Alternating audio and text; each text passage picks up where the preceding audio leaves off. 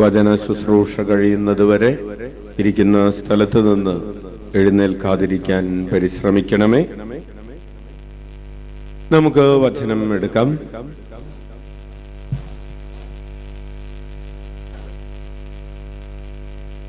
കൊരിന്ത്യർക്കാർക്ക് എഴുതിയ 2-ാം ലേഖനം 3-ാം അധ്യായം 18-ാമത്തെ തിരുവചനം.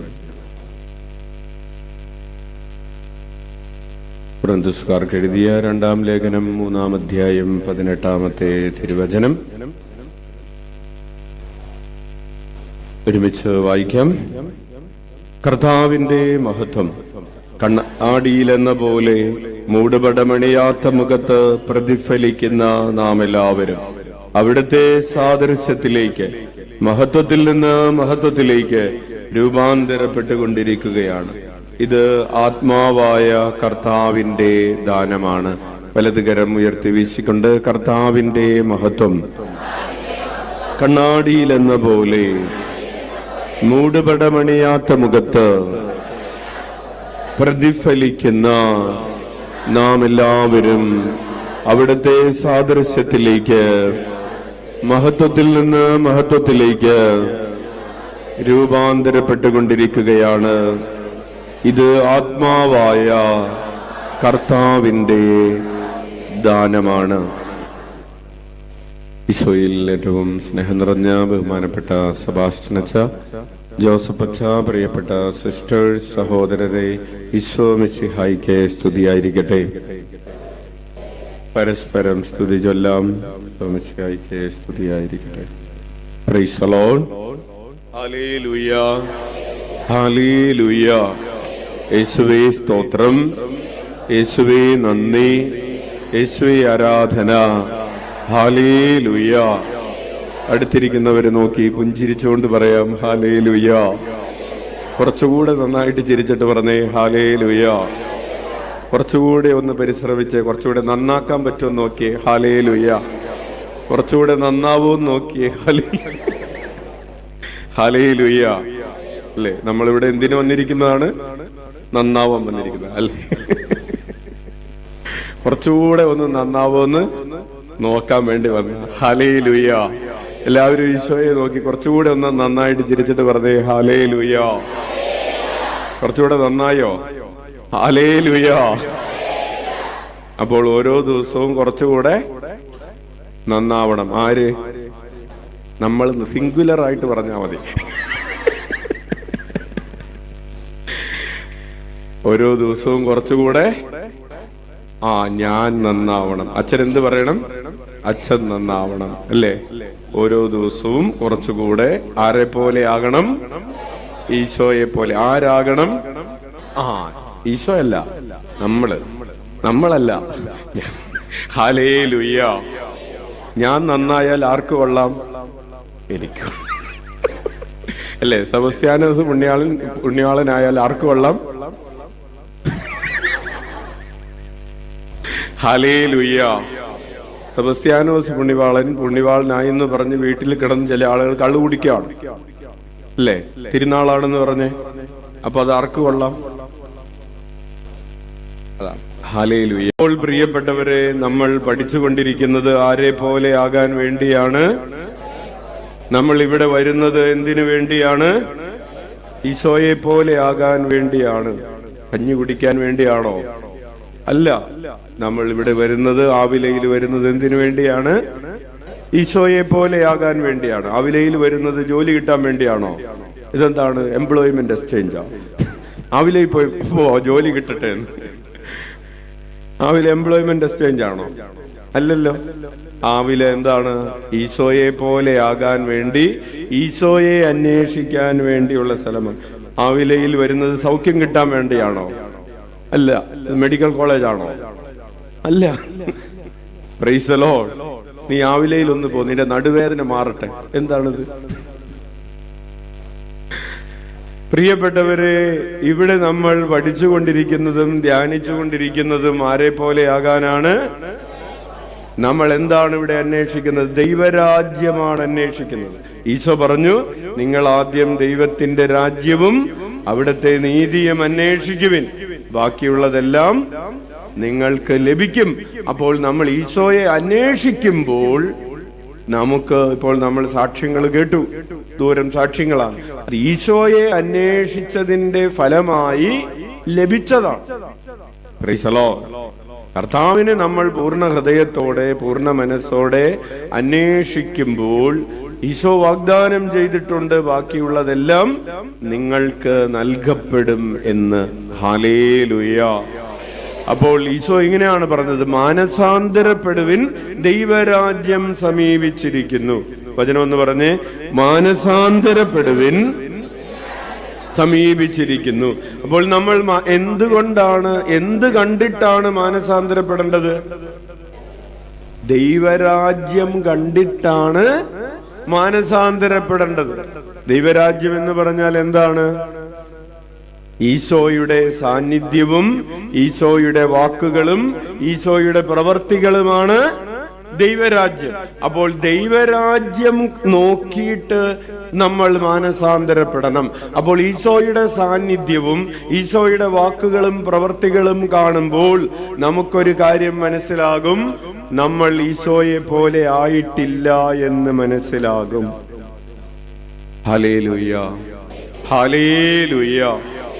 അല്ലെ, ഒരു കൊച്ച് ഒരു ഫോട്ടോ വരക്കാണ്, അല്ലെങ്കിൽ ഇന്ത്യയുടെ ഭൂപടം വരക്കാണ്. വരച്ചപ്പോ അവിടെ ഇവിടെയൊക്കെ ഇങ്ങനെ മാറിപ്പോയി ഇല്ലേ, പല സ്ഥലത്തും പലതും ഒക്കെ വരച്ചു വെച്ചിരിക്കുകയാണ്. അപ്പൊ സാറ് വന്നിട്ട് പറഞ്ഞു, മോനെ ഇതാടാ ഭൂപടം, നീ വരച്ചാക്കണതല്ല, നീ ഒരു കാര്യം ചെയ്, ഈ ചിത്രം നോക്കിയിട്ട് നീ വരക്ക്, അല്ലേ, ഇത് നോക്കി നീ വരച്ചാ മതി. അപ്പൊ ഇത് നോക്കിക്കഴിയുമ്പോൾ, ഒറിജിനൽ ആയിട്ടുള്ളത് ശരിയായിട്ടുള്ളത് നോക്കിക്കഴിയുമ്പോൾ നിനക്കൊരു കാര്യം മനസ്സിലാകും, നീ ഇപ്പോൾ വരച്ചിരിക്കുന്നതിൽ പല സ്ഥലങ്ങളിലും വലിയ തെറ്റുകളുണ്ട്. അതുകൊണ്ട് ഈ ഒറിജിനല് നോക്കിയിട്ട് നീ നിന്റെ വര ശരിയാക്കി പറയാറില്ല. അതുപോലെ ഈശോ തന്നെ, ഈശോയാണ് ഒറിജിനല്. ഈ ഒറിജിനല് നോക്കിയിട്ട് വേണം നമ്മൾ മാനസാന്തരപ്പെടാൻ. ഹല്ലേലൂയ. നമ്മുടെ ജീവിതത്തിന്റെ വരകള് പലതും എന്ത് ചെയ്ത് കിടക്കാണ്? തെറ്റിക്കിടക്കുകയാണ്, മാറിക്കിടക്കുകയാണ്. ഈ ഒറിജിനല് കാണുന്നത് വരെ നമ്മൾ വിചാരിക്കുന്നു നമ്മൾ വരച്ചതാണ് ഇന്ത്യ, നമ്മൾ വരച്ച വരയാണ്. കാരണം നമ്മൾ ഒറിജിനല് കണ്ടിട്ടില്ല. അപ്പോൾ ഒറിജിനൽ കണ്ട് നമ്മൾ വരച്ചതും ഒറിജിനലും കൂടി തമ്മിൽ ഒത്തു നോക്കിയപ്പോ മനസ്സിലായി, ഇത് നമ്മൾ വരച്ചത് ടോട്ടലി റോങ് ആണ്. അല്ലെ, ചില ആളുകളെ കുറിച്ച് നമ്മൾ പറയാറില്ലേ, അയാള് മൊത്തം റോങ് ആണെന്ന്. അതാരെ കുറിച്ചാ പറയാറ്? വേറെ വല്ലവരെ കുറിച്ചാണ് നമ്മൾ പറയുന്നത്. അയാള് മൊത്തം, അയ്യോ അച്ഛ, അയാള് മൊത്തം റോങ് ആണെന്ന്. നമ്മൾ റോങ് ആണോ റൈറ്റ് ആണോ എന്ന് എങ്ങനെ മനസ്സിലാവും? അതിനാണ് ഈശോയുടെ തിരുമുഖം കണ്ണാടിയിൽ എന്നതുപോലെ നമ്മൾ കണ്ടുകൊണ്ടിരിക്കുന്നത്. കൈയടിച്ച് നന്ദി പറയാം, ഉച്ചത്തിൽ വിളിക്കാം, ഈശോയേ, ഈശോയേ. അപ്പോൾ പ്രിയപ്പെട്ടവരെ, അതാണ് നമ്മൾ പഠിച്ചുകൊണ്ടിരിക്കുന്നത്. നമ്മുടെ ആഗ്രഹങ്ങളുടെ ചില വരകൾ നമ്മൾ വരച്ചു വെച്ചിട്ടുണ്ട്. നമ്മുടെ ആഗ്രഹങ്ങളുടെ വര വരച്ചിട്ട് പറയുന്നു, ഇതാണ് എനിക്ക് വേണ്ടത്. അല്ലെ, കൊച്ചുങ്ങൾ പറയും, ഇതാണ് എനിക്ക് വേണ്ടത്. അവരുടെ ആഗ്രഹങ്ങളുടെ വരകളാണ്. ആ ആഗ്രഹങ്ങളുടെ വരകൾക്ക് മുൻപിൽ, അല്ലെങ്കിൽ നമ്മൾ വരച്ചു വെച്ചിരിക്കുന്ന ജീവിതത്തിന്റെ ചില ആഗ്രഹങ്ങളുടെ വരകൾക്ക് മുൻപിലേക്ക് വചനം ഈശോയുടെ ആഗ്രഹങ്ങളെ എടുത്തു വെക്കുമ്പോ, ഈശോയുടെ ആഗ്രഹങ്ങളെ നോക്കി നമ്മളുടെ ജീവിതത്തിന്റെ ആഗ്രഹങ്ങളെ വരക്കാൻ നമ്മൾ പരിശ്രമിച്ചു കൊണ്ടിരിക്കുകയാണ്. ഈശോയുടെ പദ്ധതികൾക്കനുസരിച്ച് നമ്മുടെ പദ്ധതികളെ വരക്കാൻ, നമ്മുടെ പദ്ധതികളെ എഴുതാൻ, ഈശോയുടെ ആഗ്രഹങ്ങൾക്കനുസരിച്ച് നമ്മുടെ ആഗ്രഹങ്ങളെ എഴുതാൻ, ആഗ്രഹങ്ങളെ വരക്കാൻ നമ്മൾ പഠിക്കുകയാണ്. അപ്പോൾ ഒറിജിനല് നമ്മൾ കണ്ടുപിടിക്കുകയാണ് വചനത്തിൽ നിന്ന്. എവിടെയാണ് ഒറിജിനല്? ഹല്ലേലൂയ. അങ്ങനെ ഈശോയുടെ പദ്ധതികളോട് ചേർന്ന്, ഈശോയുടെ ആഗ്രഹങ്ങളോട് ചേർന്ന് നമ്മൾ ജീവിതം ക്രമപ്പെടുത്തുമ്പോഴാണ് നമ്മളുടെ യേശുനാമം യഥാർത്ഥത്തിൽ യേശുനാമമാകുന്നത്. അല്ലെങ്കിൽ സ്വർഗത്തിൽ ചെല്ലുമ്പോൾ ഈശോ നമ്മളോട് പറയാൻ ഒരു ഡയലോഗ് എഴുതി വെച്ചിട്ടുണ്ട്. എന്താണത്? വെരി ഗുഡ്, നിങ്ങളെ ഞാൻ അറിയുകയില്ല. കൈയടിച്ച് കർത്താവിന് നന്ദി പറയാം. ഈശോ നേരത്തെ എഴുതി പഠിച്ചു വെച്ചിരിക്കുകയാണ് ഡയലോഗ്. അപ്പോ നമ്മൾ പറയും, ഞങ്ങൾ എന്തോരം പ്രാവശ്യം ഈശോയേന്ന് വിളിച്ചതാണ് അല്ലേ? അപ്പോ കർത്താവ് പറയും, അനീതി പ്രവർത്തിക്കുന്നവരെ എന്നിൽ നിന്ന് അകന്നു പോകുവിൻ. അത് പറയുന്നത് കേൾക്കണോ? വേണ്ട. അതിനു വേണ്ടിയാണ് നമ്മൾ ഈശോയുടെ ആഗ്രഹങ്ങളെ നോക്കി നമ്മുടെ ആഗ്രഹങ്ങൾ വരക്കുന്നത്. നമ്മുടെ മനസ്സിൽ തോന്നിയതല്ല നമ്മൾ വരക്കുന്നത്, ഈശോയെ നോക്കിയാണ് നമ്മൾ വരക്കേണ്ടത്. ഹല്ലേലൂയ. അപ്പോൾ നമ്മൾ ഇന്നത്തെ വചന ശുശ്രൂഷയിലേക്ക് കടക്കുകയാണ്. നമ്മളിപ്പോൾ പഠിച്ചുകൊണ്ടിരിക്കുന്നത് ഈശോയുടെ പ്രധാനപ്പെട്ട ഒരു ആഗ്രഹം എന്താണ്? നമ്മൾ ആത്മപരിത്യാഗം ചെയ്യണം. എന്താണ് ആഗ്രഹം? നമ്മൾ ആത്മപരിത്യാഗം ചെയ്യണം. ഈ വിഷയത്തെക്കുറിച്ച് അങ്ങനെ സാധാരണ സംസാരിക്കാറില്ല. പ്രസംഗങ്ങളിലൊന്നും നിങ്ങൾ ഏതെങ്കിലും പള്ളി പ്രസംഗങ്ങളിൽ ആത്മപരിത്യാഗം ചെയ്യണമെന്ന് പറയാറുണ്ടോ? തിരുനാൾ പ്രസംഗങ്ങളിൽ ഇല്ല. പിന്നെ തിരുനാളിന് അച്ഛനെ വിളിക്കൂല. ആത്മപരിത്യാഗം. എനിക്ക് തിന്നാൻ തോന്നിയത് തിന്നു, കുടിക്കാൻ തോന്നിയത് കുടിച്ചു, നടക്കാൻ തോന്നിയടുത്ത് നടന്നു, നോക്കാൻ തോന്നിയടുത്ത് നടന്നു. ചില പള്ളി പെരുന്നാളുകളുടെ ഫ്ലെക്സുകൾ പോലും, ചില പള്ളി തിരുനാളുകളുടെ ഫ്ലെക്സുകൾ പോലും പ്രിയപ്പെട്ടവരെ ഈ ലോകത്തിന്റെ കാര്യങ്ങളെ പ്രൊജക്റ്റ് ചെയ്യുന്നതാണെന്ന് പറയാതെ വയ്യ. ഒരു പള്ളി തിരുനാളിന്റെ ഫ്ലെക്സിൽ ഈശോയുടെ ഫോട്ടോ ഒന്നുമില്ല, പള്ളിയുടെ ഫോട്ടോ ഇത്രയുണ്ട്, വിശുദ്ധന്റെ ഫോട്ടോ ഇല്ല. ആ പള്ളി പെരുന്നാളിന്റെ ഫ്ലെക്സിൽ ഉള്ളത് ഒന്ന്, ആ തിരുനാളിൽ, ആ പള്ളി പെരുന്നാളിൽ അവിടെ നടക്കാൻ പോകുന്ന നാടകത്തിന്റെ വലിയൊരു ഫോട്ടോ, നാടകത്തിന്റെ വലിയ ഫോട്ടോ, അവിടെ നടക്കാൻ പോകുന്ന മെഗാ ഷോയിൽ പങ്കെടുക്കുന്ന വലിയ സിനിമാ താരങ്ങൾക്ക് വേറെ കുറെ സ്ഥലം, പിന്നെ ബാൻഡ് മേളം നടത്തുന്നവരുടെ പേര് വിവരങ്ങൾ, അവരുടെ ഒരു ഫോട്ടോ. ഇതിപ്പോ ആരുടെ തിരുനാളാണപ്പാ നടത്താൻ പോണത്? ആരുടെ തിരുനാളിന്റെ ഫ്ലെക്സാണ് ഈ വെച്ചിരിക്കുന്നത്? അപ്പൊ ഈ ഗാനമേള ട്രൂപ്പിന്റെ തിരുനാളാണോ നടക്കുന്നത്? ഹല്ലേലൂയ. അച്ഛൻ പറയുന്നത് ഉദാഹരണങ്ങൾ നിങ്ങൾക്ക് അച്ഛൻ പറയുന്ന ഉദാഹരണം നിങ്ങൾക്ക് ശരിക്കും മനസ്സിലാവണമെന്നുണ്ടെങ്കിൽ ആവിലയിൽ പുറത്തിറങ്ങുമ്പോ പുറത്ത് ചില ഫ്ലക്സുകൾ ഇരിക്കുന്നുണ്ട്, അവിടെ നോക്കിയാൽ മതി.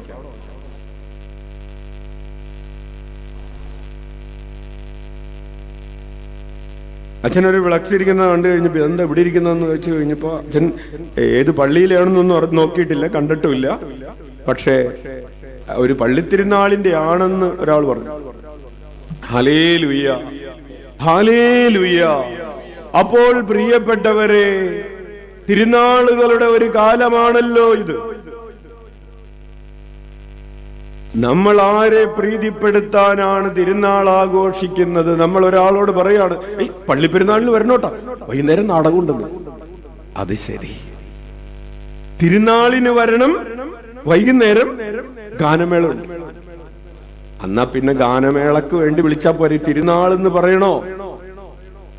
തിരുനാളിന് വരണം, വൈകുന്നേരം നാടകമുണ്ട്. കാലത്ത് കുർബാനയുള്ളത് പറഞ്ഞില്ലല്ലോ. തിരുനാളിന് വരണം, കാലത്ത് കുർബാന ഉണ്ടെന്ന് ആരെങ്കിലും പറയോ? പറയും. നമ്മൾ അങ്ങനെ പറഞ്ഞ് പഠിച്ചിട്ടില്ല.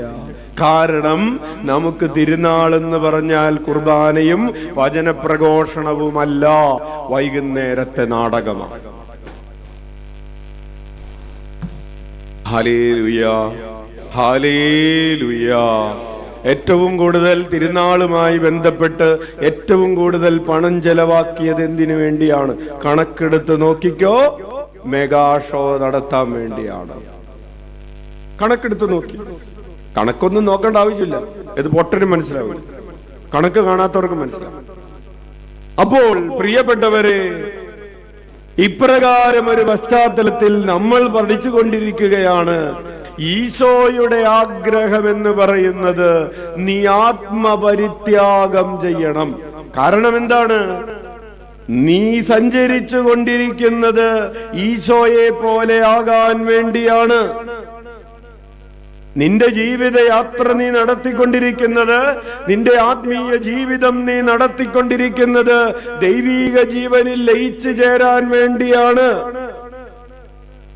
അതുകൊണ്ട് ദൈവിക ജീവനിൽ ലയിച്ചു ചേരാത്തതായി നിന്റെ ഉള്ളിലുള്ള ഭൗതികത, നിന്റെ ഉള്ളിലുള്ള ലൗകികത, നിന്റെ ഉള്ളിലുള്ള അഭിലാഷങ്ങള്, സ്വർഗത്തിന് ചേരാത്ത അഭിലാഷങ്ങള്, അത് ഉരുക്കി മാറ്റണം, അതെടുത്തു മാറ്റണം.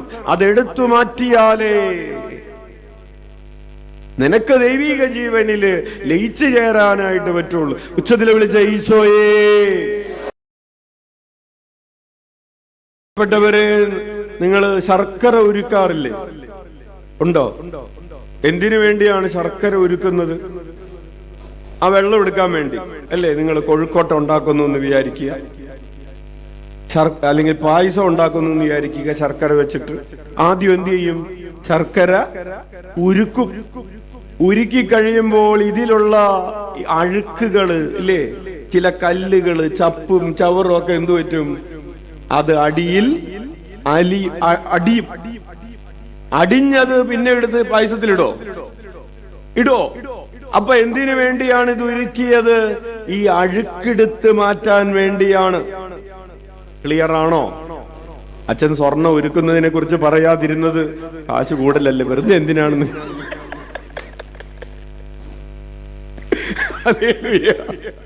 നമ്മൾ നടക്കാത്ത കാര്യം പറഞ്ഞിട്ട് കാര്യമുണ്ടോ?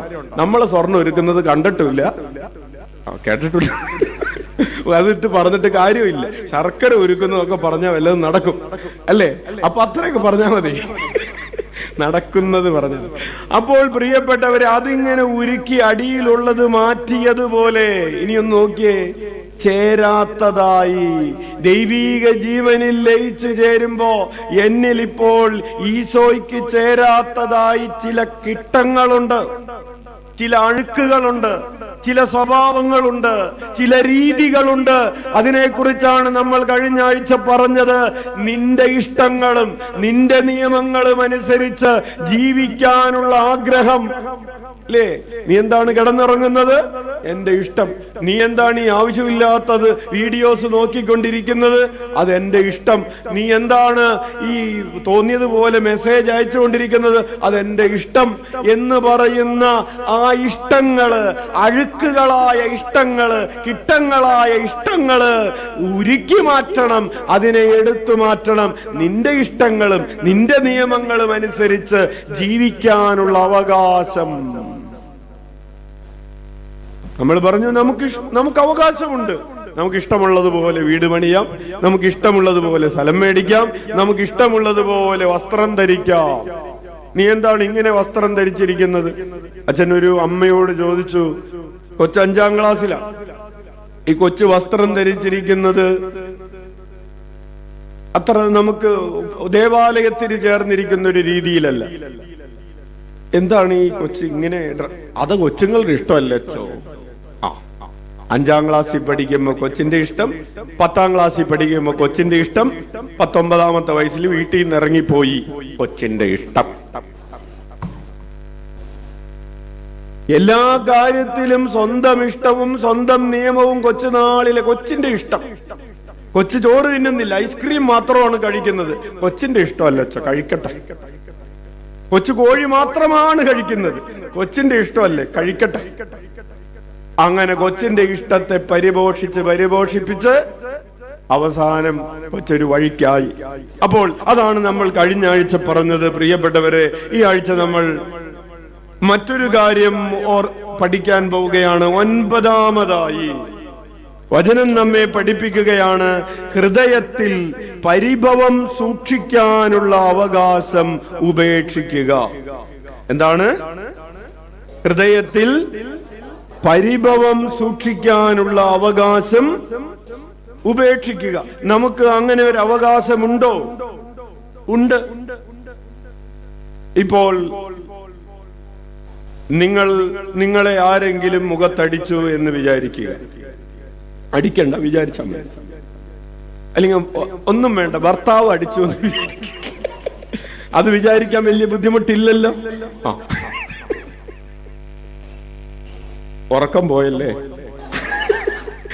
അടിച്ചു എന്ന് വിചാരിക്കുക. 2 ദിവസത്തേക്ക് നിങ്ങൾക്ക് മുഖം വീർപ്പിച്ചിരിക്കാൻ അവകാശം ഉണ്ടോ? ഇല്ലയോ? ഉണ്ടോ?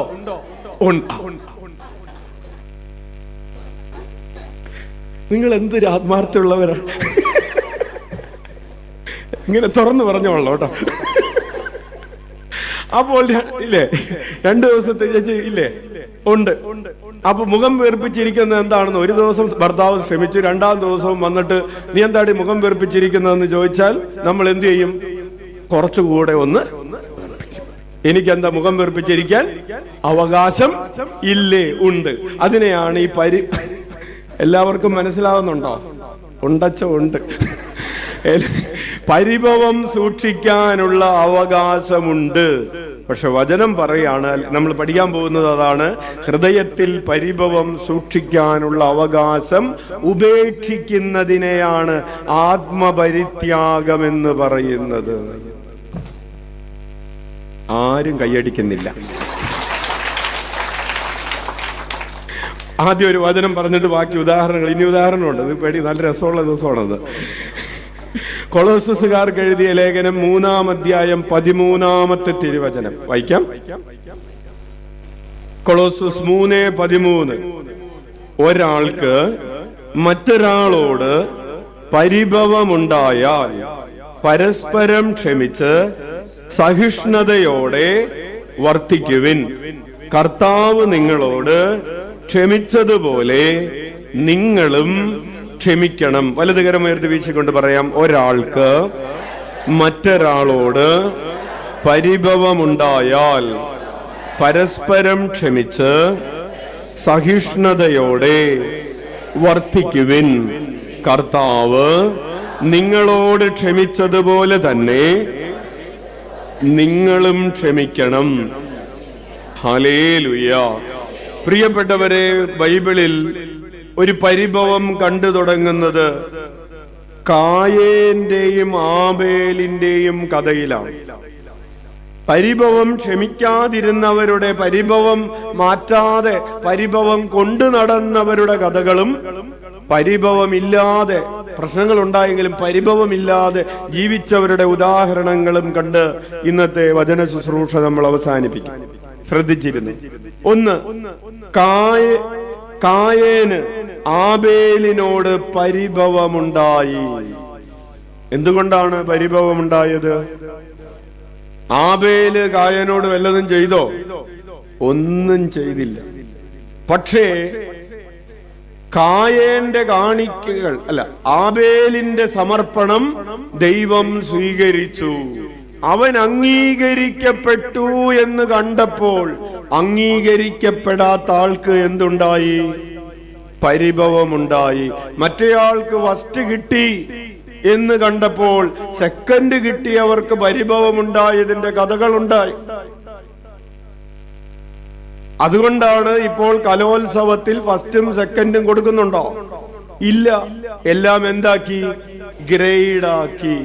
പണ്ട് റാങ്ക് കൊടുക്കുന്ന 10ാം ക്ലാസ്സിലൊക്കെ പഠിക്കുന്ന ഞങ്ങളൊക്കെ 10ാം ക്ലാസ്സിൽ പഠിക്കുമ്പോൾ 600-ൽ 595, 596 ഒക്കെ കിട്ടുന്നവർക്ക് ഫസ്റ്റ്, 96 കിട്ടിയവന് ഫസ്റ്റ്, 95 കിട്ടിയവന് സെക്കൻഡ്.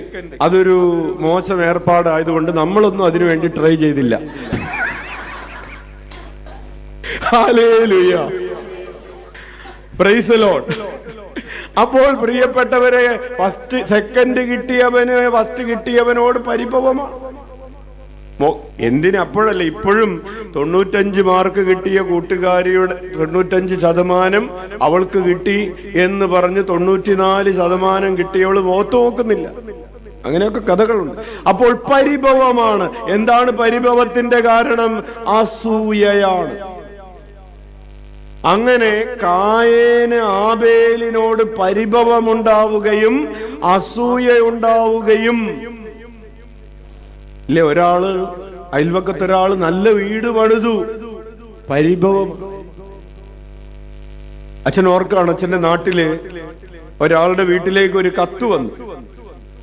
കത്ത് വന്നത് റീഡേഴ്സ് ഡൈജസ്റ്റിന്റെ ഒരു കത്താണ് വന്നത്. ഇംഗ്ലീഷിലാണ് വന്നത്. അച്ഛന്റെ കൂട്ടുകാരന്റെ വീട്ടിലേക്കാണ് വന്നത്.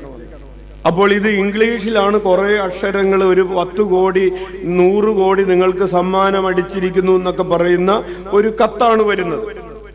ഇനി അപ്പൊ ഈ അപ്പച്ചന് അത്ര ഇംഗ്ലീഷ് വശമില്ലാതിരുന്നത് കൊണ്ട് ഈ അപ്പച്ചൻ 1-2 പേരെ ഈ കത്ത് കാണിച്ചു. ഇത്രയും വലിയ ഒരു എമൗണ്ടിന്റെ ഒരു സംഭവം വന്നിട്ടുണ്ട്, ഇത് എന്താണെന്ന് അറിയാൻ വേണ്ടിയിട്ട് കാണിച്ചിട്ട് അപ്പൊ പിന്നീട് മനസ്സിലായി ഇത് തട്ടിപ്പ് പരിപാടിയാണ്. അത് ഫില്ലപ്പ് ചെയ്യണം, ഇത് ഫില്ലപ്പ് ചെയ്യണം എന്നൊക്കെ പറഞ്ഞ് തട്ടിപ്പ് പരിപാടിയാണെന്ന് പറഞ്ഞ് മടക്ക്. ഈ അപ്പച്ചന്റെ ഒരു മകൻ വിദേശത്ത് ജോലി ചെയ്യുന്നുണ്ടായിരുന്നു. അപ്പൊ അവൻ കുറച്ച് അവിടെ നിന്ന് ലോണൊക്കെ എടുത്ത് വീട്ടിലേക്ക് അയച്ച് ഇവര് നല്ലൊരു വീട് പണിതു.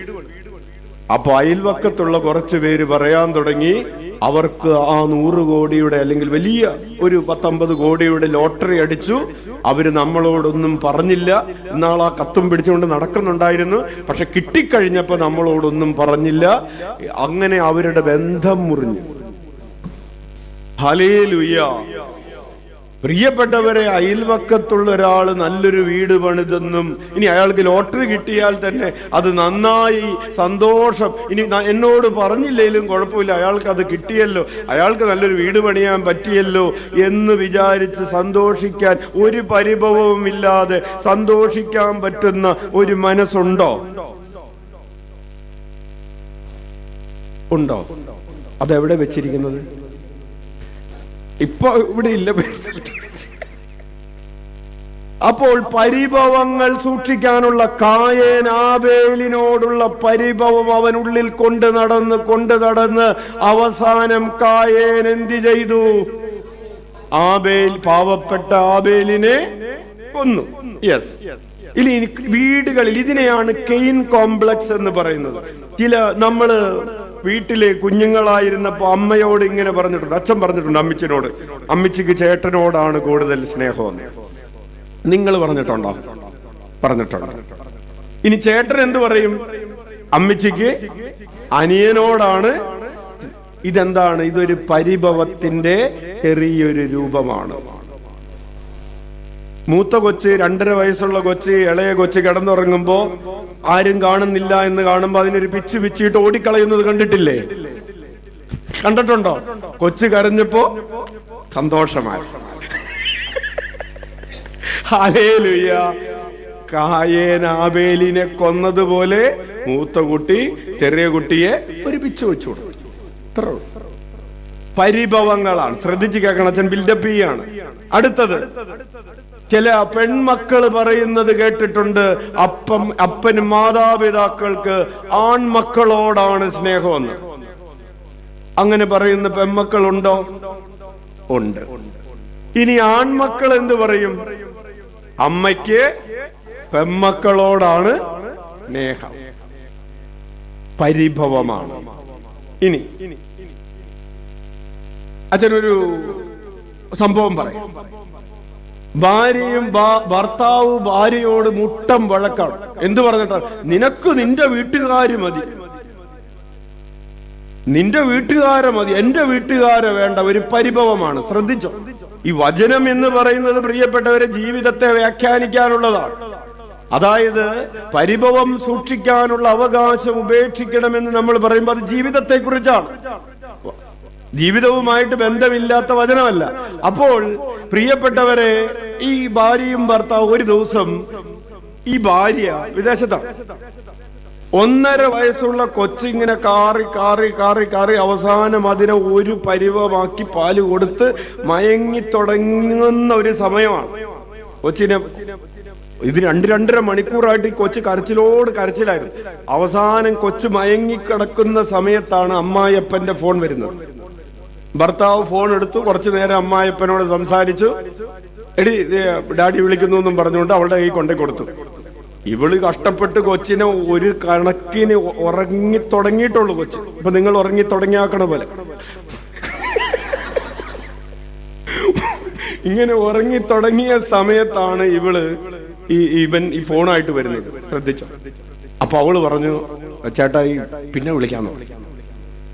കൊച്ചിന് ചേട്ടായി പിന്നെ വിളിക്കാം. എന്താടി എന്റെ അപ്പം വിളിക്കുമ്പോ നിനക്ക് സംസാരിച്ചാല്, നിന്റെ അപ്പം വിളിക്കുമ്പോ നിനക്ക് 100 നാവാണല്ലോ എന്ന് പറഞ്ഞ് തുടങ്ങി. ഫോൺ അടിച്ച് പൊട്ടിക്കല് വരെ. ഫോൺ അടിക്ക് പൊട്ടിച്ചു. പിന്നെ വേറെ എന്തൊക്കെ അടിച്ച് പൊട്ടിച്ചെന്ന് അച്ഛൻ അറിഞ്ഞുകൂടാ.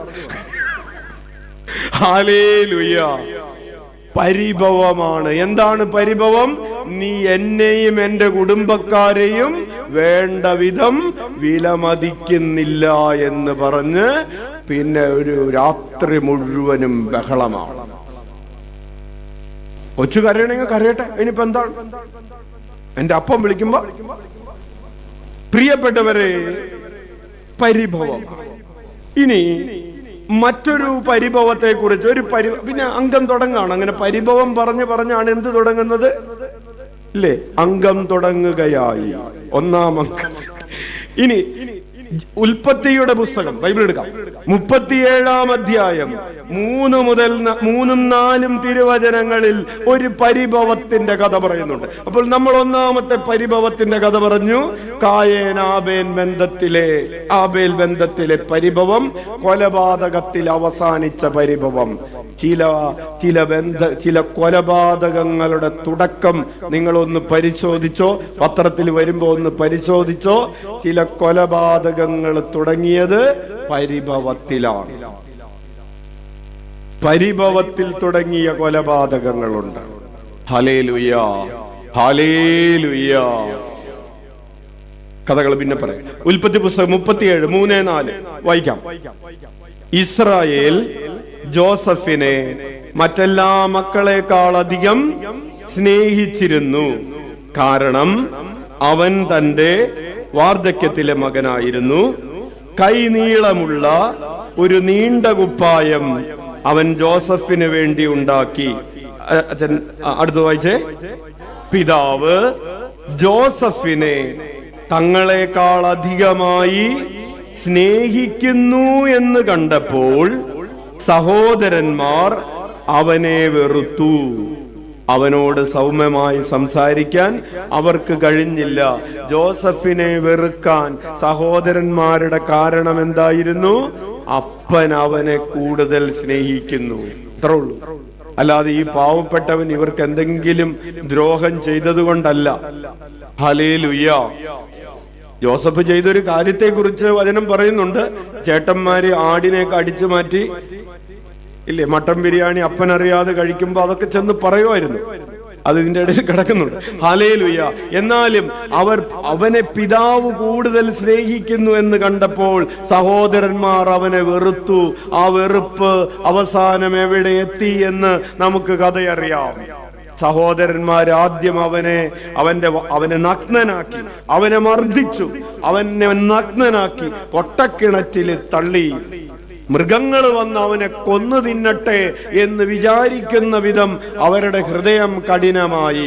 അവസാനം അവർ അവനെ എടുത്ത് ഒരു അടിമയായി വിറ്റു. എവിടെന്ന് തുടങ്ങിയതാണ്?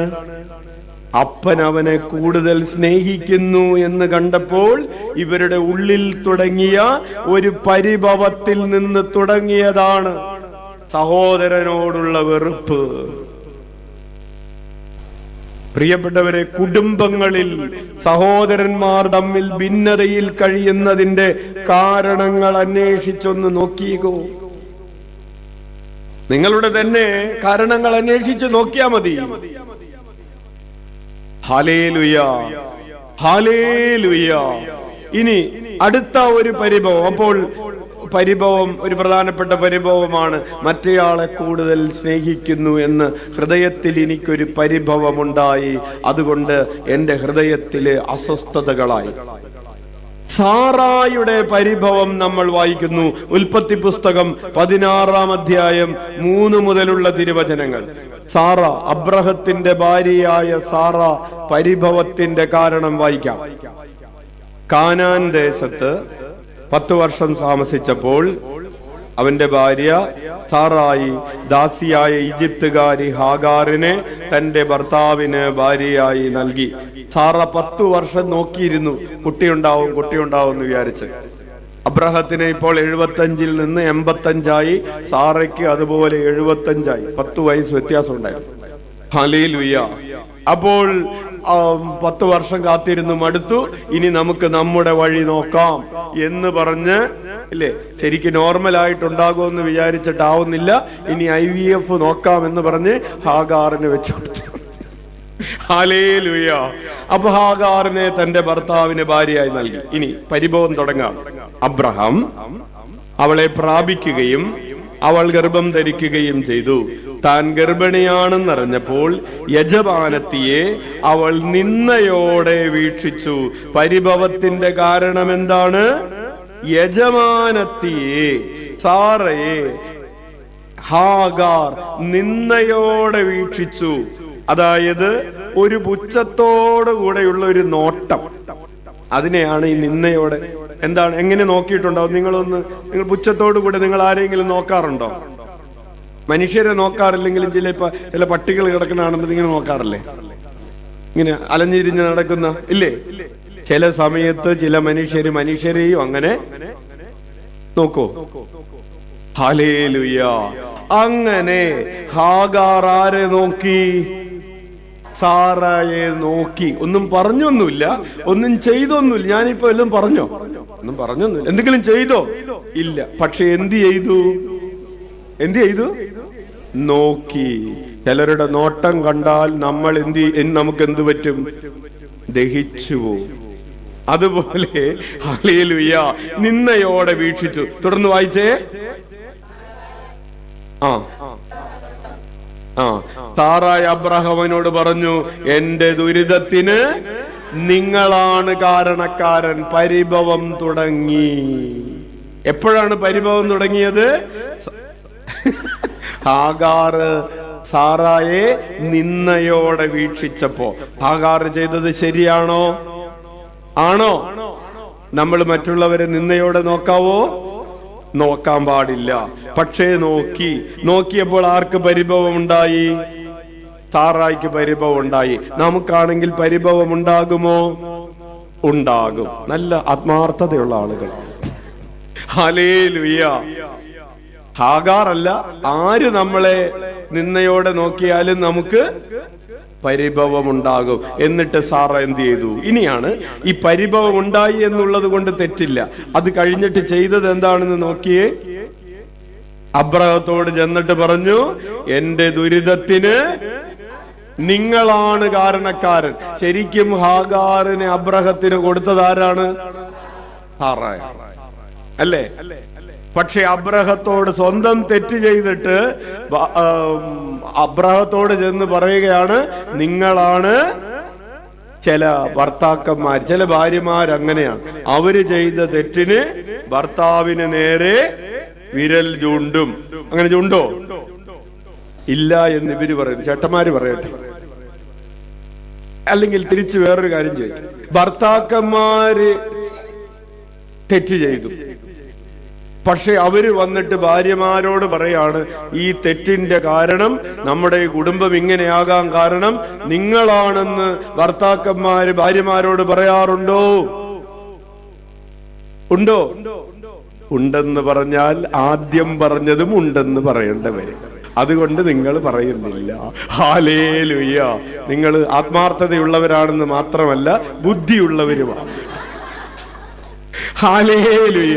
നമുക്ക് ആത്മാർത്ഥത മാത്രം പോരാ, എന്തും വേണം, ബുദ്ധിയും വേണം. ഹല്ലേലൂയ. നിങ്ങൾക്ക് രണ്ടുമുണ്ട്. അത് രണ്ടും കിട്ടിയത് ഇവിടെ വന്നത് കൊണ്ടാണ്. കൈയടിച്ച് ഹല്ലേലൂയ. പ്രിയപ്പെട്ടവരെ, എഫേസുകാർക്ക് എഴുതിയ ലേഖനം 4-ാം അധ്യായം 2-ാമത്തെ തിരുവചനം വായിക്കാം. എഫേസുസ് 4:2. പൂർണ്ണമായ വിനയത്തോടും ശാന്തതയോടും ദീർഘക്ഷമയോടും കൂടെ നിങ്ങൾ സ്നേഹപൂർവം അന്യോന്യം സഹിഷ്ണുതയോടെ വർത്തിക്കുവിൻ. വലതുകരം ഉയർത്തി വീശിക്കൊണ്ട് പറയാം, പൂർണ്ണമായ വിനയത്തോടും ശാന്തതയോടും ദീർഘക്ഷമയോടും കൂടെ നിങ്ങൾ സ്നേഹപൂർവം അന്യോന്യം സഹിഷ്ണുതയോടെ വർത്തിക്കുവിൻ. ഇരുകരങ്ങളും ഉയർത്തി വീശിക്കൊണ്ട് പൂർണ്ണമായ വിനയത്തോടും ശാന്തതയോടും ദീർഘക്ഷമയോടും കൂടെ നിങ്ങൾ സ്നേഹപൂർവം അന്യോന്യം സഹിഷ്ണുതയോടെ വർത്തിക്കുവിൻ. ഹല്ലേലൂയ. പ്രിയപ്പെട്ടവരെ, ദീർഘമായ ക്ഷമയും ദീർഘമായ ശാന്തതയും വിനയുമൊക്കെ ഉള്ളത് കൊണ്ടാണ് പല കുടുംബങ്ങളായി നിലനിൽക്കുന്നത്. അതിൽ സംശയമില്ല. അച്ഛൻ തൃശ്ശൂര് ചെന്നപ്പോ ഒരമ്മ ഒരു കൈക്കുഞ്ഞിനെയുമായിട്ട് വന്നിട്ട് പറഞ്ഞു, ഒന്നാം ദിവസം വന്നിട്ട് പറഞ്ഞു, അച്ഛാ, ഈ കുഞ്ഞ് എന്റെ മകന്റെ കുഞ്ഞാണ്, ഇത് എന്റെ മകന്റെ ഭാര്യ. അവൻ എന്തെന്ന് ചോദിച്ചപ്പോ അവൻ വിദേശത്താണ്, കുറച്ചു നാളായി, മാമോദീസ കഴിഞ്ഞ് തിരിച്ചുപോയി. അച്ഛൻ ഈ കുഞ്ഞിന് വേണ്ടി ഒന്ന് പ്രാർത്ഥിക്കെന്ന് പറഞ്ഞു. അച്ഛൻ ആ കുഞ്ഞിന് വേണ്ടി പ്രാർത്ഥിച്ചു. പിറ്റേ ദിവസം ഈ അമ്മ ആ കുഞ്ഞില്ലാതെ, മരുമകളില്ലാതെ ഒറ്റയ്ക്ക് വന്നിട്ട് പറഞ്ഞു, അച്ഛാ, ഇന്നലെ ഞാനൊരു കുഞ്ഞിനെയും കൊണ്ടുവന്നില്ലേ, പ്രാർത്ഥിക്കാൻ പറഞ്ഞു. ഉവ്വ, ശരിക്കും അത് എന്റെ മകന്റെ കുഞ്ഞല്ല. അപ്പൊ ആരുടെ കുഞ്ഞാണ്? മരുമകളുടെ കുഞ്ഞാണ്. പക്ഷേ എന്റെ മകന്റെ കുഞ്ഞല്ല. പക്ഷേ അവൻ അവളോട് ക്ഷമിച്ച് ആ കുഞ്ഞിനെ അവന്റെ കുഞ്ഞായി അംഗീകരിച്ച് അവന്റെ പിതൃത്വം പറഞ്ഞ് അവന്റെ മാമോദീസ കണക്കില് അവന്റെ പേരെഴുതി ആ കുഞ്ഞിനെ സ്വീകരിച്ചതാണ്. DNA ടെസ്റ്റ് നടത്തിയാൽ അത് അവന്റെ കുഞ്ഞല്ല.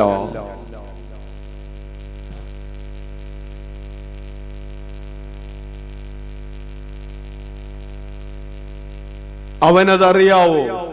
അവനതറിയാം. അവൾക്കതറിയാവോ? അറിയാം. വീട്ടുകാർക്കറിയാവോ? അറിയാം. എന്നിട്ടും മാമോദീസ കണക്കില് ആ കുഞ്ഞിന്റെ അപ്പന്റെ സ്ഥാനത്ത് അവന്റെ പേരുണ്ട്.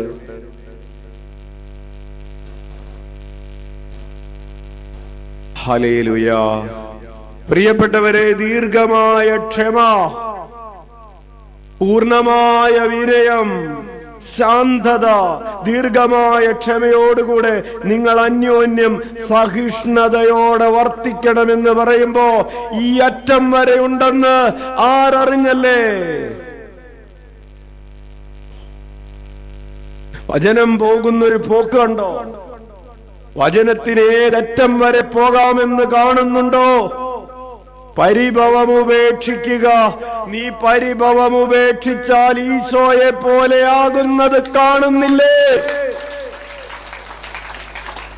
ഭാര്യ തന്നെ വഞ്ചിച്ചതും ഭാര്യ മറ്റൊരാളുടെ കുഞ്ഞിന് ജന്മം കൊടുത്തതും അറിഞ്ഞിട്ടും അവളെ തന്റെ ഭാര്യയായിട്ട് തന്നെ ചേർത്ത് നിർത്തുന്ന സഹിഷ്ണുതയ്ക്ക് ഈശോ എന്നാണ് പേരെന്നേ. അവനെ നോക്കിയിരിക്കുന്നവര് അവനെ പോലെയായി തീരുമെന്ന് വെറും വാക്ക് പറഞ്ഞതല്ല.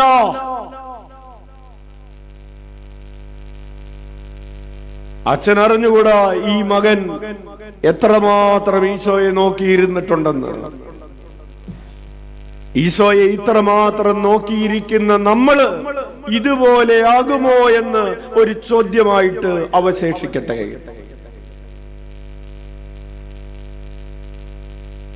Hallelujah, hallelujah. അപ്പോൾ പ്രിയപ്പെട്ടവരെ, അബ്രഹത്തിന് ദൈവത്തോട് പരിഭവമുണ്ടായി. നമുക്ക് മനുഷ്യരോട് മാത്രമല്ലല്ലോ പരിഭവം, ഇല്ലേ? ഞാൻ ഇത്രമാത്രം കൊച്ചിപ്പോ പള്ളിയിൽ വരുന്നില്ല, 4ാം വട്ടവും വീട്ടുവിന്റെ പരീക്ഷ എഴുതി തോറ്റു. ഇനി പ്രാർത്ഥിക്കേണ്ട പരിഭവമാണ്. എന്നെ ദൈവം ജയിപ്പിച്ചില്ല. ഉള്ള വൃത്തികേട് മുഴുവനും കാട്ടി നടക്കുന്നവരൊക്കെ ജയിച്ച് ജർമ്മനിയിൽ പോയി പ്രാർത്ഥിച്ചു കൊണ്ടിരിക്കുന്ന ഞാൻ ഇവിടെ തന്നെ കിടക്കുന്നു. ഇനി പ്രാർത്ഥിക്കാതെ നടക്കുമോ എന്ന് നോക്കട്ടെ. കർത്താവിനോട് പരിഭവമാണ്.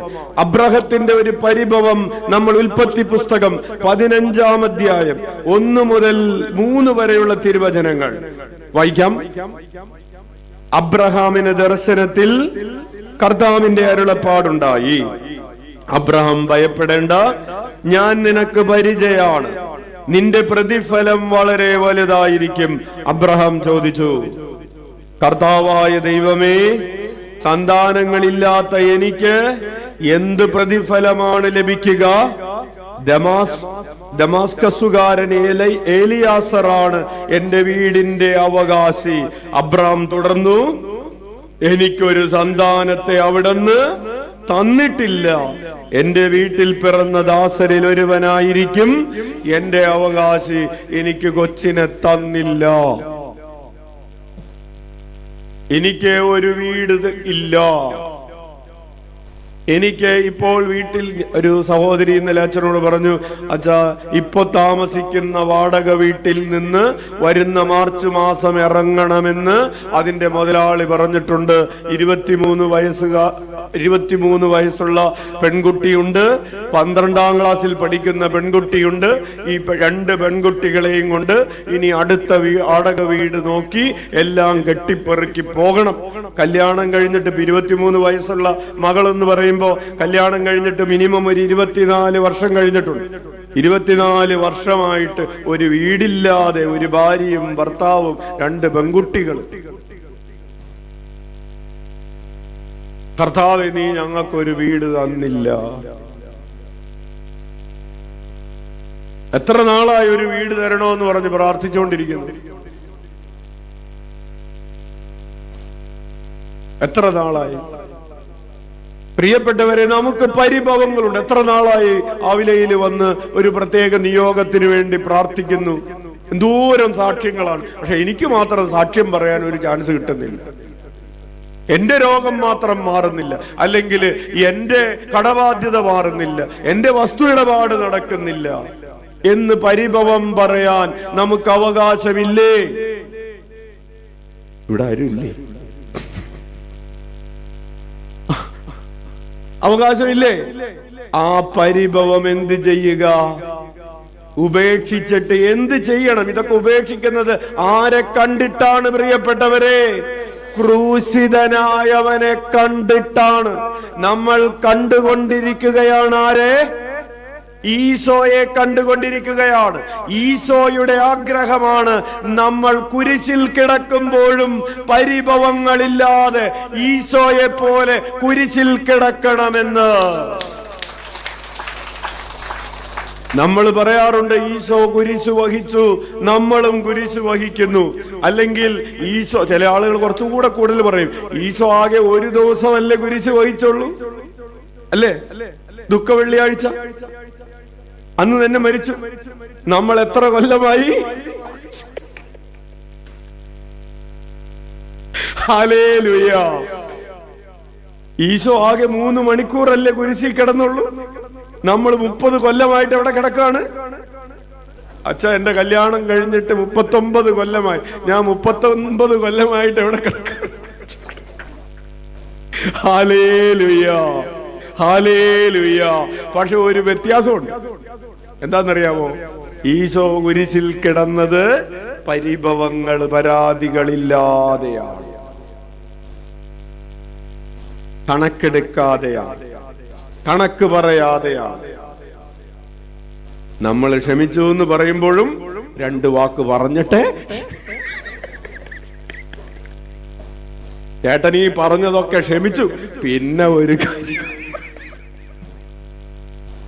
Hallelujah, hallelujah. പ്രിയപ്പെട്ടവരെ, സാവൂളിന്റെ ഒരു പരിഭവമുണ്ട്. വായിക്കാം, ഇതെല്ലാം ജീവിതവുമായി ബന്ധപ്പെട്ട സാവൂളിന്റെ പരിഭവം. 1 സാമുവേൽ 18-ാം അധ്യായം 6 മുതൽ 11 വരെയുള്ള തിരുവചനങ്ങളാണ്. 6 മുതൽ വായിക്കാം. ദാവീദ് ഗോലിയാത്തിനെ സംഹരിച്ചതിന് ശേഷം അവർ മടങ്ങി വരുമ്പോൾ ഇസ്രായേലിലെ എല്ലാ നഗരങ്ങളിലും സ്ത്രീകൾ തപ്പും മറ്റു വാദ്യങ്ങളുമായി ആടിപ്പാടി സന്തോഷത്തോടെ സാവൂളിനെ എതിരേറ്റു. അവർ സന്തോഷം കൊണ്ട് മതിമറന്ന് പാടി, സാവൂൾ 1000 കൊന്നു, ദാവീദ് 10,000. ഇത് സാവൂളിന് ഇഷ്ടപ്പെട്ടില്ല. തുടർന്ന് വായിച്ചേ.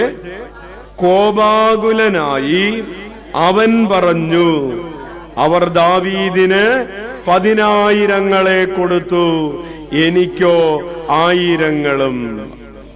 ഇനി രാജ്യത്വമല്ലാതെ എന്താണ് അവന് കിട്ടാനുള്ളത്? തുടർന്ന് വായിച്ചോ. അന്നു മുതൽ സാവൂൾ ദാവീദിനെ സംശയദൃഷ്ടിയോടെ വീക്ഷിക്കാൻ തുടങ്ങി. പിറ്റേ ദിവസം ദൈവമയച്ച ഒരു ദുരാത്മാവ് സാവൂളിൽ പ്രവേശിച്ചു. അവൻ കൊട്ടാരത്തിനുള്ളിൽ ഭ്രാന്തനെ പോലെ പുലമ്പിക്കൊണ്ടിരുന്നു. ദാവീദാകട്ടെ പതിവ് പോലെ കിന്നരം വായിച്ചു കൊണ്ടിരുന്നു. സാവൂളിന്റെ കയ്യിൽ ഒരു കുന്തമുണ്ടായിരുന്നു.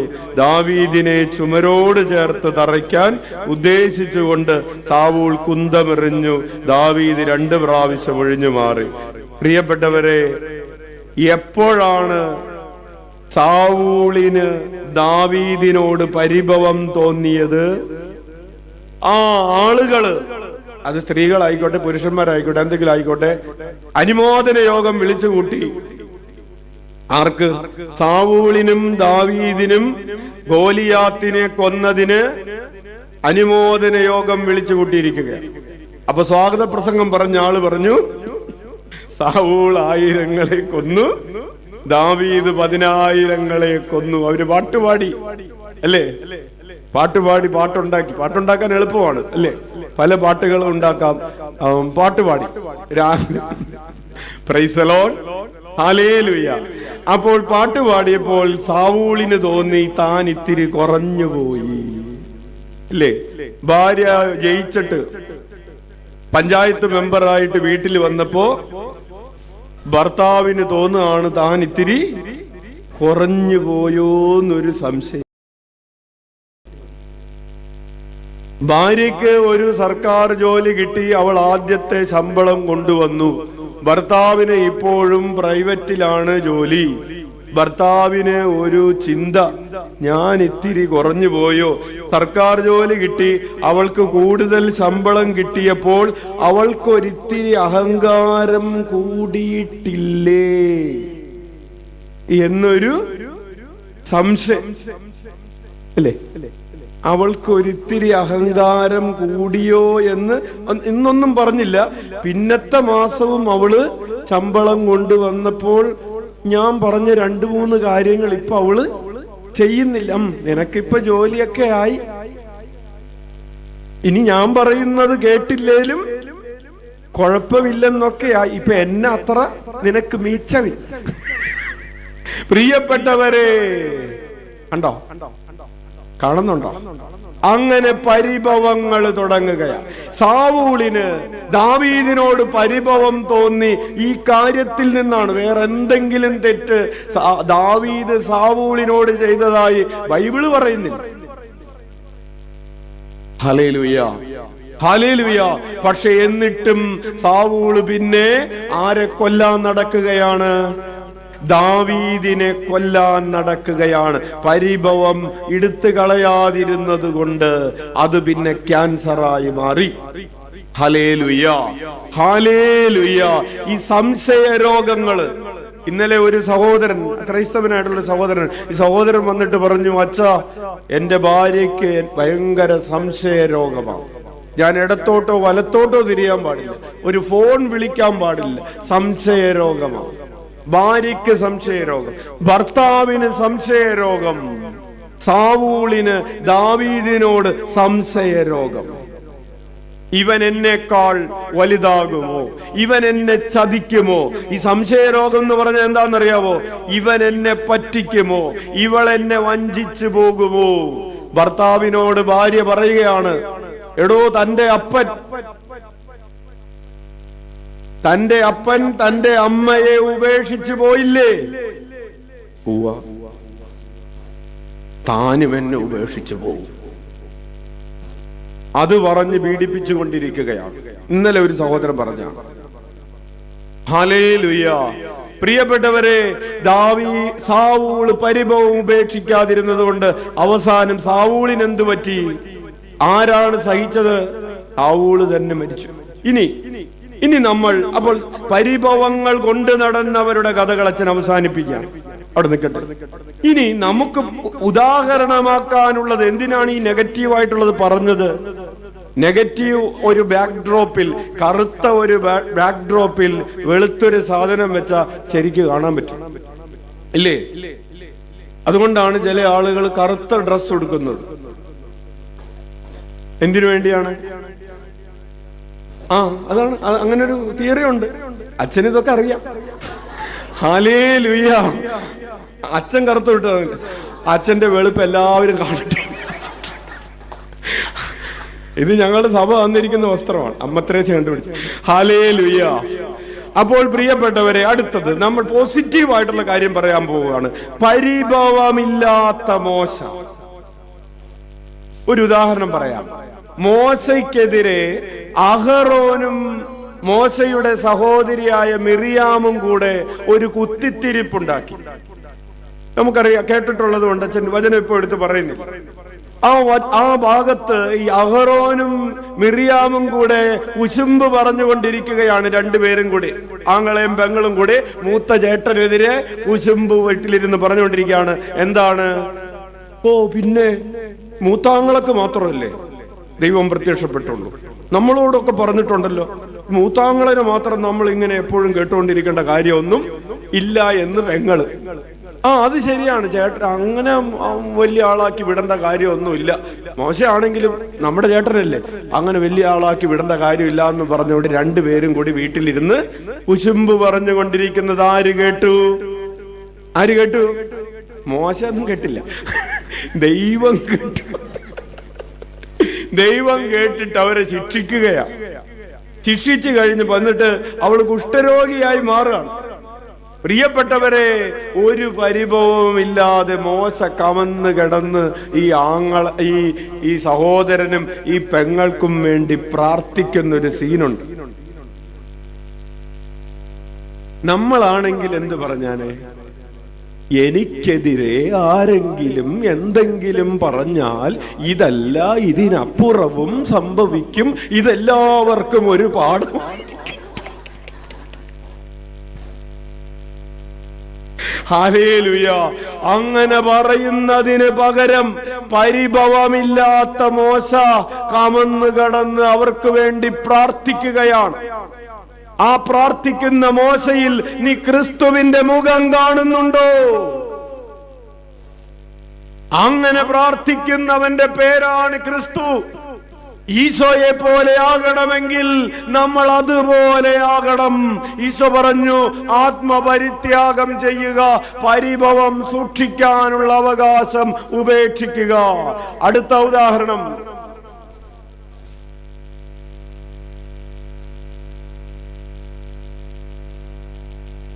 പരിഭവമില്ലാത്ത ദാവീദ്.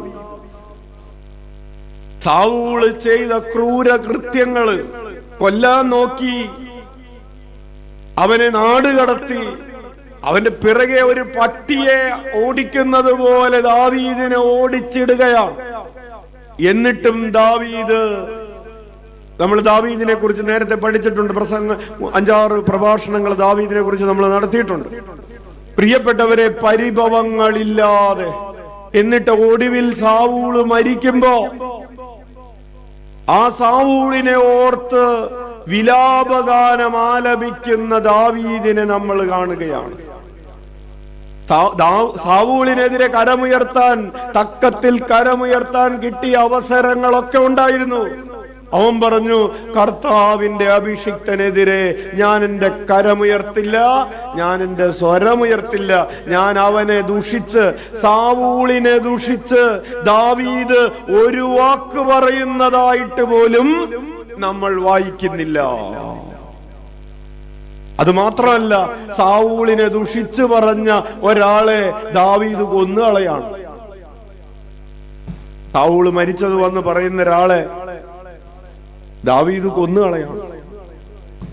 Hallelujah, hallelujah. അപ്പോൾ പരിഭവമില്ലാത്ത ദാവീദ്. ഇനി പ്രിയപ്പെട്ടവരെ, ഈശോയുടെ ജീവിതത്തിന്റെ ആദ്യം മുതൽ അവസാനം വരെ പരിഭവങ്ങളില്ലാത്ത ജീവിതയാത്രയാണ്. പരിഭവങ്ങളില്ലാത്ത ഹൃദയമിടിപ്പുകളാണ്, പരിഭവങ്ങളില്ലാത്ത ശ്വാസനിശ്വാസങ്ങളാണ്, പരിഭവങ്ങളില്ലാത്ത വാക്കുകളാണ്. ഈശോയ്ക്ക് പരിഭവം പറയാനാണെങ്കിൽ എവിടുന്ന് തുടങ്ങി പറയാമായിരുന്നു? പറഞ്ഞോ. കാലിത്തൊഴുത്ത് മുതൽ എന്നല്ല അതിന്റെ ഉത്തരം. അമ്മയുടെ ഉദരത്തിൽ നിന്ന് തുടങ്ങി പറയാമായിരുന്നു. ആ കുഞ്ഞിന് ഒരു 2 മാസം 3 മാസമായപ്പോ ഒരാള് തീരുമാനിക്കുകയാണ്, അമ്മയെ കെട്ടാനിരുന്നവൻ തീരുമാനിക്കുകയാണ് ഇവളെ ഉപേക്ഷിക്കാൻ. ഉദരത്തിലുള്ള കുഞ്ഞ് ഉപേക്ഷിക്കപ്പെടാൻ വേണ്ടി ഇങ്ങനെ ഒരുങ്ങിക്കൊണ്ടിരിക്കുന്ന, ഉദരത്തിൽ വെച്ച് ഉപേക്ഷിക്കപ്പെടുന്ന കുഞ്ഞിന്റെ പരിഭവം, ഉദരത്തിൽ വെച്ച് തന്നെ ആർക്കും വേണ്ടാത്തതായി മാറിയ കുഞ്ഞിന്റെ പരിഭവം, കുഞ്ഞിന്റെ ദീനരോധനം,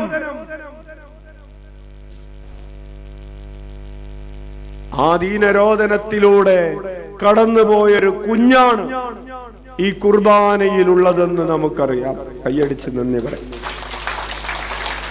എന്നിട്ടും ആ കുഞ്ഞിന് പരിഭവങ്ങളില്ല. പിന്നെ പറഞ്ഞതുപോലെ പിറന്നു വീഴാൻ, വീണ്ടും ഉദരത്തിൽ വെച്ച് തന്നെ പിറന്നു വീഴാൻ ഒരിടം തേടി അലയുന്ന അമ്മയും കുഞ്ഞും, പിറക്കാൻ ഇടം തരുമോ എന്ന് ചോദിച്ച് വാതിലിൽ മുട്ടിയത് കുഞ്ഞല്ലേ?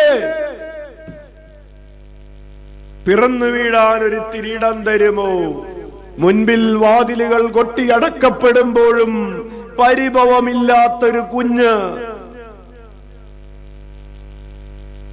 40 ആഴ്ചകൾ പൂർത്തിയായ ഒരു കുഞ്ഞ്, 280 ദിവസം ഉദരത്തിൽ കിടന്നൊരു കുഞ്ഞ്, നാളെ പിറന്നു വീഴാൻ വേണ്ടി ഭൂമിയിൽ ഒരിടം തേടുമ്പോൾ ഇടമില്ലെന്നേ ഭൂമി ഉണ്ടാക്കിയവന്, ഈ പ്രപഞ്ചത്തെ മെനഞ്ഞവന് ഈ ഭൂമിയിലേക്ക് പിറന്നു വീഴാൻ ഒരു പിടി മണ്ണില്ലെന്ന്.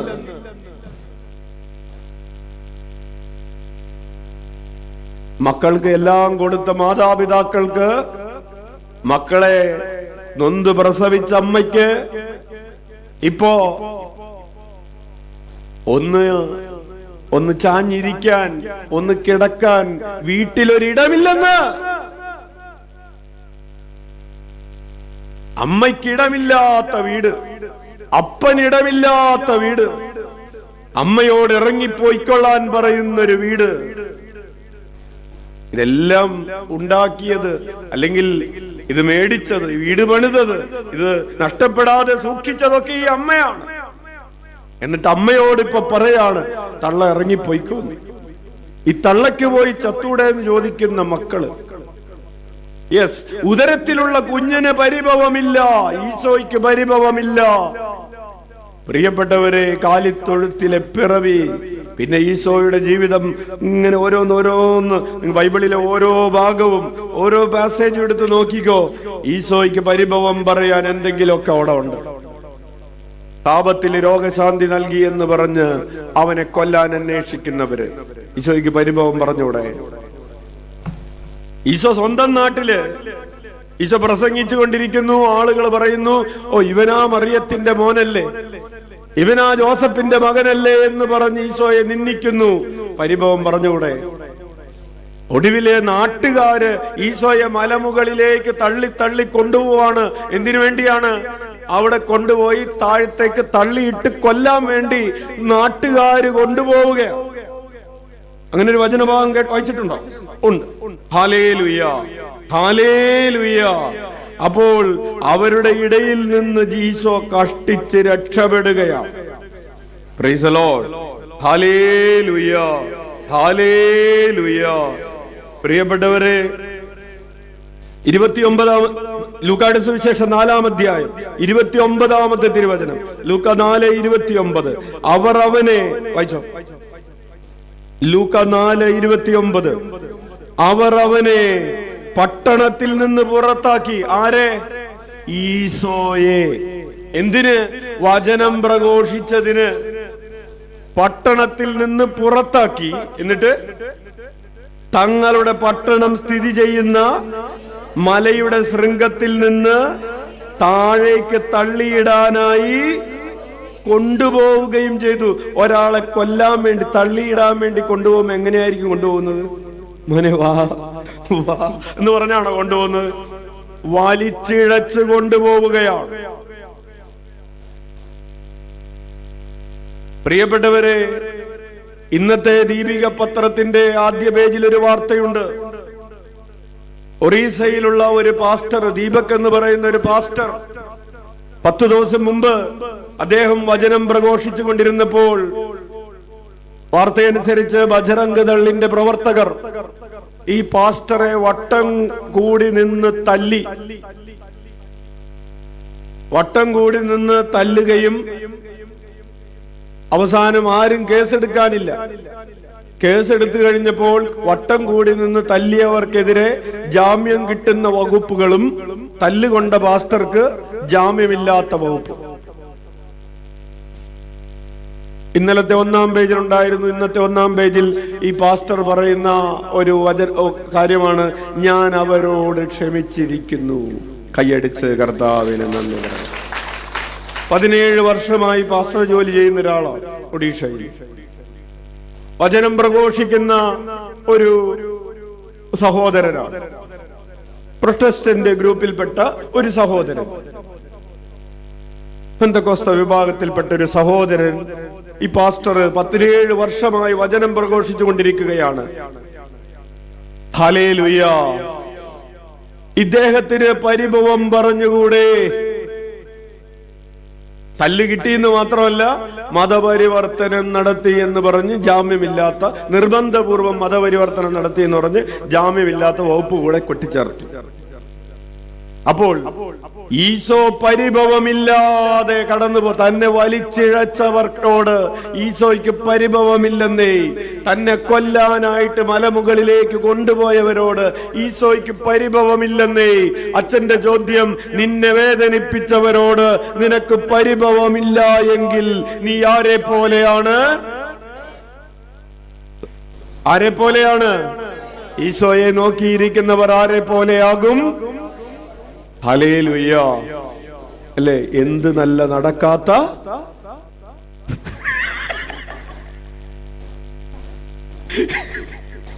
എന്ത് നല്ല നടക്കാത്ത.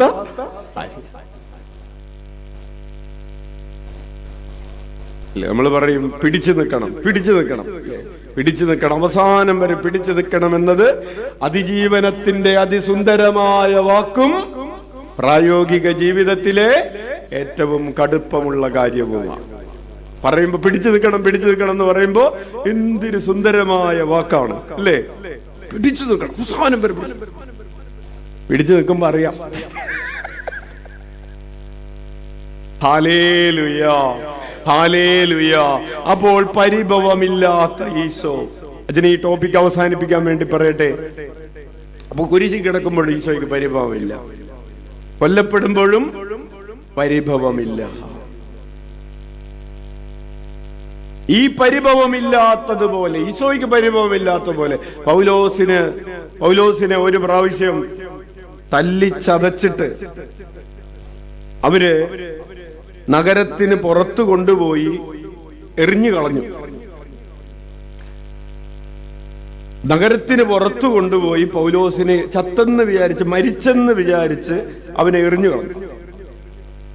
ആൾക്കാര് തല്ലി അവര് പോയതിന് ശേഷം പൗലോസിന്റെ ശിഷ്യന്മാരൊക്കെ വന്നിട്ട് ഇവിടെ ഇങ്ങനെ കൈവച്ച് നോക്കി കഴിഞ്ഞപ്പോ കുറച്ച് ശ്വാസമുണ്ട്, മരിച്ചിട്ടില്ല.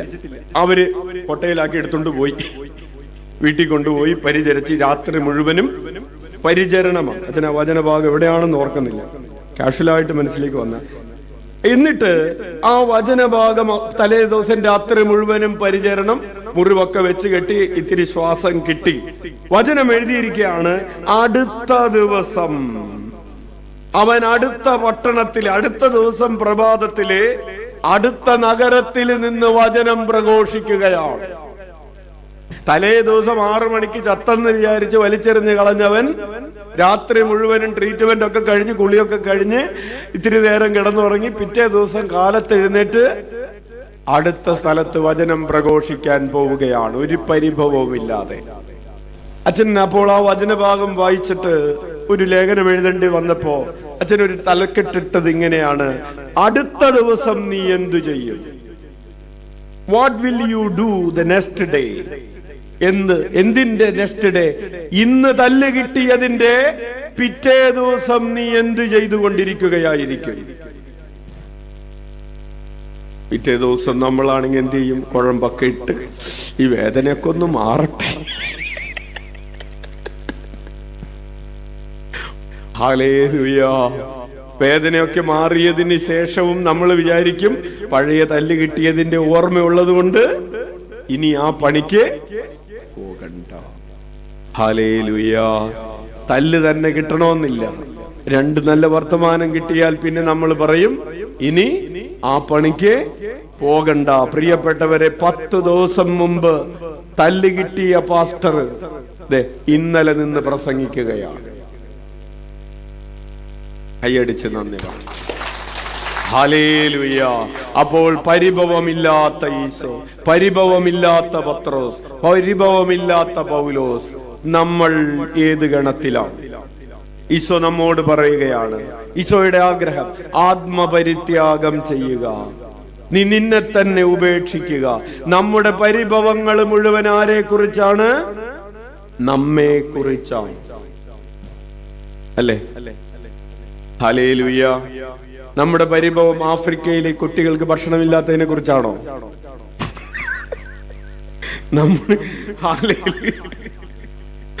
നമ്മുടെ പരിഭവം നമുക്ക് ചിലത് കിട്ടാതെ പോയതിനെ കുറിച്ചും നമ്മളോട് ദ്രോഹം ചെയ്തതിനെ കുറിച്ചും ഒക്കെയുള്ള പരിഭവങ്ങള്, ഇതിനെ ഉപേക്ഷിക്കുന്നതിനെയാണ് എന്തെന്ന് പറയുന്നത്? ആത്മപരിത്യാഗം എന്ന് പറയുന്നത്. അങ്ങനെ ആത്മപരിത്യാഗം ചെയ്യുന്നവര് ആരെ പോലെയാകും? അങ്ങനെയാണെങ്കിൽ നമ്മൾ ഈശോയെ പോലെയാകുമോ?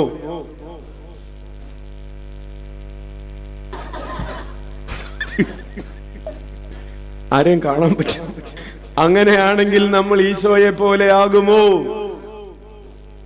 പ്രിയപ്പെട്ടവരെ, ഈശോയെ പോലെ ആകുക എന്ന് പറയുന്നത് ഒരു കഠിനമായ കാര്യമാണ്, എളുപ്പമുള്ള കാര്യമല്ല.